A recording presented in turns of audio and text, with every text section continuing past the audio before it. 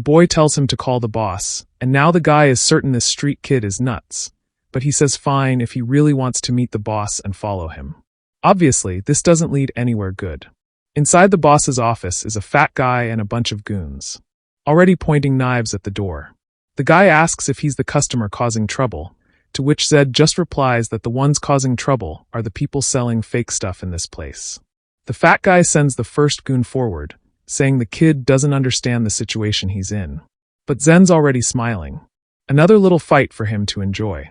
The bar guys, poor things, all rushing just to get smacked in the face like always.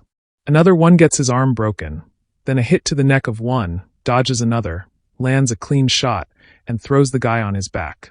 The fat boss, who was celebrating at first, is already starting to see the situation turning bad for him. The whole group is lying on the floor with something broken, and Zed is standing in the middle of them all. Ryu tells them to be careful, that this is the kid who took down Walmart URO, and apparently the fat guy had heard a similar story, but thought it was just a rumor. Navi wants to know what does Zed want. The boys approach and say he's actually quite reasonable. First, they'll give back the money he paid. Second, they'll pay for the steak he ate at the price of the real birdie steak. The fat guy screams, saying they're just a bunch of little crooks. But he's probably screwed, huh bro? Because Mike falls and Ryu's in bed, all happy, celebrating and saying he's never slept in a place this soft. He then turns over and praises our boy, saying he really is amazing, as expected of a noble from a powerful family. Zen says, "It's easy to negotiate when you have power, right bro?" And with that, another night falls. As always, Man Ree there with that peculiar look on his face in the middle of the night out of nowhere. Suddenly, he gets up and calls for Zed. He asks if he's ready. Our boy doesn't answer. So Ryu gets up and leaves, but obviously right man, Zed was awake the whole time and saw the whole thing. A few days pass. Ryu walks into the room saying he's starving. He wants to know what time they're going out to eat.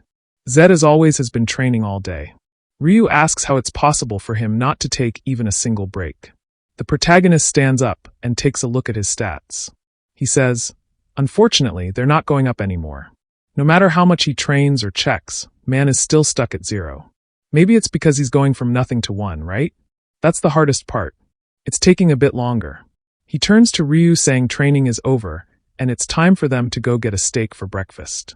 It's been 3 days since they last went, giving the guys a chance to recover because the last few times they went, they ate 10 portions, and in the end, the staff had to pay them.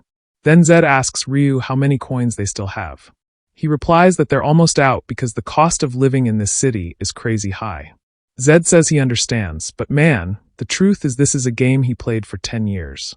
He knows the economy very well. 50 gold coins, what they earned, it's not the kind of thing you burn through in a couple days like that. Maybe Ryu thinks he's an idiot, just a noble who doesn't understand how the world works. And now Zed wants to know, is it greed? What's he hiding? Or does he have some kind of addiction? For now, he'll keep pretending he hasn't noticed anything because he hasn't seen any sign of betrayal. But eventually, he's going to need to understand why. Already at the bar, one of the guys opens the door and tells the boss that they're here. And this time, they've got a plan, man. He tells the guy to make sure everyone's ready. As soon as our boy shows up, he's welcome at the candlelight banquet. The waiter says he hopes our boy feels at home. Obviously, Zed already finds this weird and wants to know why they're being so friendly out of nowhere. The moment they walked in, he looked around, didn't spot any assassins. The restaurant looked the same as always. Interrupting his thoughts, Ryu wrapped a bit of meat and lettuce and told him to take a bite. Our boy grabbed his hand and said, "All right, Heidi." But he keep an eye on everything around them. But obviously, as soon as he bites it, he feels something off and tells Ryu to spit it out. He throws out immediately, of course, wanting to know what kind of poison nonsense this is. Zed says the amount is small. It's not going to kill them, but something's clearly going on. He opens up his status screen and now understands why the staff was being so friendly. Obviously, with absolute poison resistance, nothing happens to him. But the problem is that after eating a lot, he'd eventually die just the same. Ryu wants to know if he's really sure it's poison. He didn't smell anything, didn't notice anything, so why can't they eat it? Then just says it's because he's an errand just to change the subject, which makes Ryu mad. He says, so it's like that. This snob really is on a different level. That's when the protagonist smiles, saying, it's time to make these guys pay for trying something like that. Sometime later, the boss shows up clearly pissed, wanting to know what the kids want with him. Zed is sitting at the back of the table and says he's just curious and had a few questions. But the boss notices that all the plates are empty, so they ate it all and the poison should kick in any second. But then he says he's not here to answer anything. He's not going to talk to people who just want to extort money from him. Zed says that as he can see, the boss is completely misunderstanding the situation. He tells Ryu to give their friend a bit of meat so they can talk over a meal. Obviously, Ryu hands over that meat roll that's probably been in his hand for like 40 minutes. And the fat guy is just standing there, right, wanting to know why they're offering something like that. Our boy says it's a peace offering. If the guy accepts eating it, then he'll accept any condition afterward. The boss says he's not interested. He has no intention of making peace with the kid. Zed wants to know if maybe the guy just really loves giving him money, or if there's another reason he doesn't want to eat that, like say if it were poisoned. The chubby guy stutters trying to reply, and Zed already says he messed up thinking he was going to walk out of this easily. He kicks the table, and all the meat they were supposed to eat hits the floor. Zed says he'd been going easy, but Trash like really does enjoy suffering, huh? Even so, the fat guy slaps the wall, saying there's no poison, and if they show any proof, he'll admit it. Our boy goes for his eye and removes the contact lens, saying that is all the proof he needs. Upon seeing the red eye, the guy knows immediately he's an Aaron. He falls on his butt, totally scared, afraid he's going to die. In just a second, he's already on his knees, begging for forgiveness, saying he didn't realize he was a noble. The guy's sobbing, desperate, wanting to know why a kid from a family like that is wandering around pretending to be a beggar. At that moment, Zed realized something. The Araham name held way more power than he imagined. He asks if the fat guy will do anything, he says, to which the man replies, yes. Zed says his first condition is that he can't tell anyone about his identity. The guy agrees. Then Zed gives the second condition. He has to hand over half of all his money. And in return, Zed will act like none of this ever happened. Apparently, the Aaron family is really dangerous because I thought the fat guy was going to say, that's too much. But nope, he just agrees and says he's going to get it right away. He runs out saying he better hand it over quickly before the kid changes his mind. Zed puts the lenses back in and repraises him, saying that his name really scared the guy. He didn't even have the guts to say anything. But Zed already warns that this will be their last night in this city. But look who walks in just at that moment, wanting to know what the rush is all about. The two of them turn to see Herna walk in with arms crossed, saying they finally met again. She praises our boy, saying he's even more impressive than she imagined. Now Zed's hesitating, not sure if she found out he belongs to the Arahen family. It wouldn't make sense. And he sees the fat guy shaking his head. No back and forth, so that probably isn't the case, which means maybe she got some info from the prison. If the fat guy finds out he's an abandoned era, the deal will be off. So he has to wrap this up quickly. He says fine, he'll accept a private conversation with her.